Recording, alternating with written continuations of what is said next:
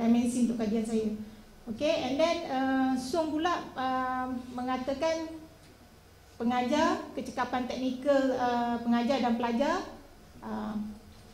pemikiran konstruktivis pengajar dan pelajar juga, tahap kolaborasi atau kerjasama di antara pelajar dan pengajar, and then infrastruktur teknologi, of course yang paling penting lah, dan mesra pelanggan lah.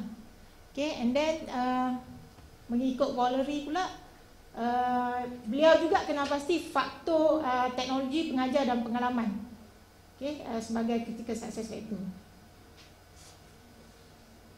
di mana pensyarah akan terus memainkan peranan utama dalam pendidikan dalam talian. So metodologi kajian saya, okay, seperti biasa soal sidik, okay, ada tiga bahagian di mana terdiri daripada maklumat demografi, perspektif tutor terhadap faktor kepentingan dan prestasi, dan kekangan dalam pembelajaran. Saya tunjuk contoh soal selidik.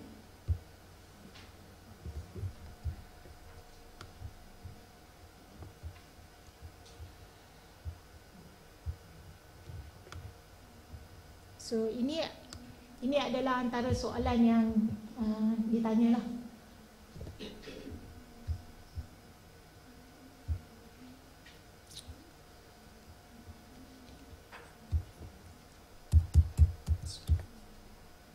Okay, so dari segi kerangka kajian saya telah kenal pasti 6 CSF. So faktor pertama merupakan interaksi tutor pelajar.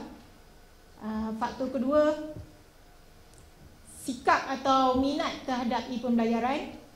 Faktor ketiga, motivasi bagi penglibatan forum dalam talian, iaitu perkara-perkara yang akan memotivasikan tutor untuk masuk ke dalam forum dalam talian.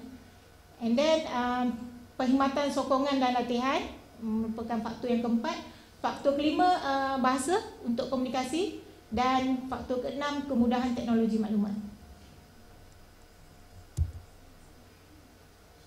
Okay, so dapatan kajian saya,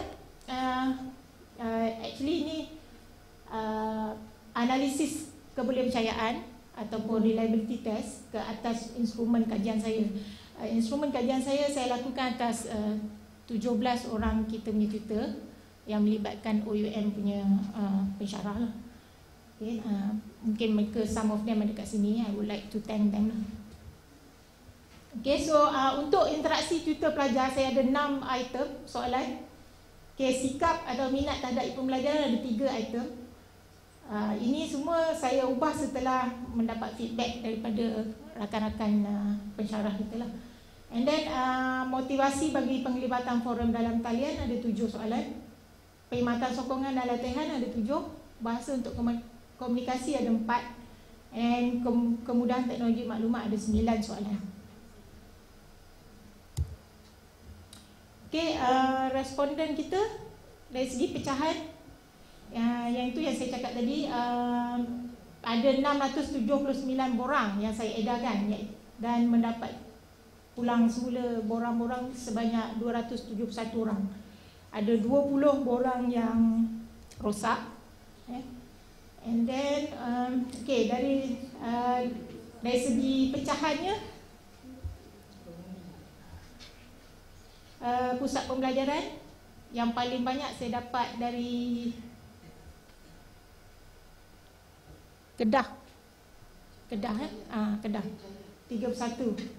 No, Petaling Jaya Kedah. Dia ada 2 sama kali. Okay, and 65% darinya adalah tutor lelaki yang respon. Okay, and then dari segi umur pula kita ada 42%.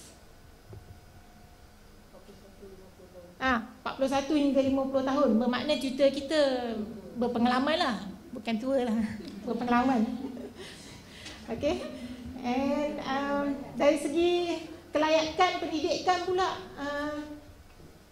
77% adalah pemegang sarjana, ijazah sarjana lah. Cuma 7% saja ada doktor falsafah. Okay, dari segi pekerjaan responden pula, sebab Twitter kita part time kan, 45% daripada IPTA. Okay, so this adalah maklumat-maklumat yang saya rasa mungkin ada kegunaannya kemudian untuk kita lihat dari segi macam mana kita nak approach Twitter ni. Macam mana nak meningkatkan motivasi diorang dalam memberi respon yang lebih baik lagi lah kepada student kita. Mengikut faculty, I think this one tak berapa relevan sangat. And then pengalaman pula 56% melebihi 6 semester. So dah lama lah dengan OUM. Sepatutnya dia faham sangat-sangatlah OUM punya sistem. And then kemudahan internet di rumah. This one agak mengejutkan juga. Sepatutnya 100% lah. Tapi ada juga 7% tu tak ada internet kat rumah tapi mengajar online. Okay, so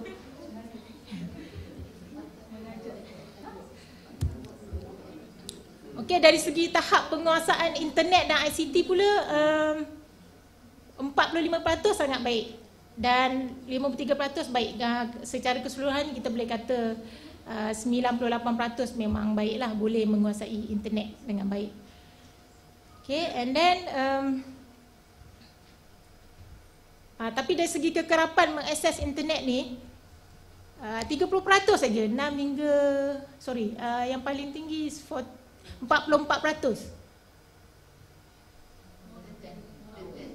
Itu lebih daripada 10 jam. Lebih daripada 10 jam. Saya tak pasti dari segi keperluan tutor kita kat sini, ada tak kita setkan keperluan untuk diorang masuk berapa dari segi nak respon kepada pelajar.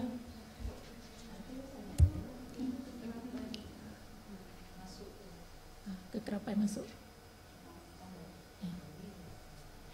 Okay, so this month saya susunkan mean score saya untuk IP tu actually important performance.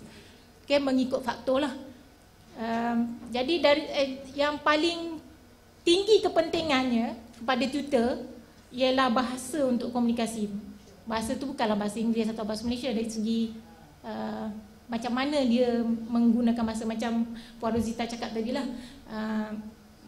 bahasa macam bahasa dia lah, macam tu lah lebih kurang. Okay, so kita punya prestasi pun agak tinggi, maknanya bagus, 4.07. So kemudahan teknologi maklumat, kepentingan 4.6, tapi 4.46, tetapi prestasi kita 3, below 4. Sebenarnya above 3 baik, tapi dalam kajian saya ambil above 4 lah.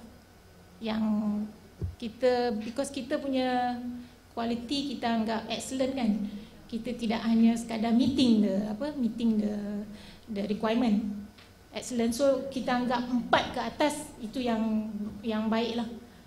Okay, and then daripada perkhidmatan sokongan dan latihan juga penting pada mereka, tapi kita punya prestasi also below 4. The rest samalah, sikap minat terhadap pembelajaran pun below 4 dia punya prestasi. Motivasi pun di bawah 4, 3.68. And interaksi tutor pelajar ni yang paling rendah sekali lah. Dia punya prestasi dia 3.68.